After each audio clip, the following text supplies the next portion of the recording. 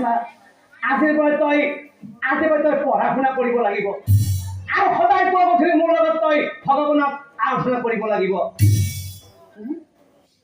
কথা শুনি দেৱহৰি মহাত্মা হত্যা তলমুৱা কৰি সি দেৱহৰিয়ে মনে মনে ভাবে মই জন্ম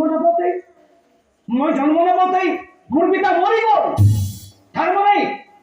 তাৰমানে মই মাৰ গৰ্ভত থাকোঁতে মোৰ পিতাক মোৰ পৰা ভগৱানে কাঢ়ি লৈ গ'ল।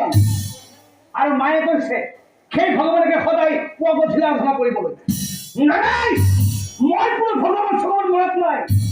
তুমি ভগৱানে চাই তেন্তে মই মাৰ গৰ্ভত থাকোঁতে মোৰ পিতাক কিয় কাঢ়ি লৈ গ'ল?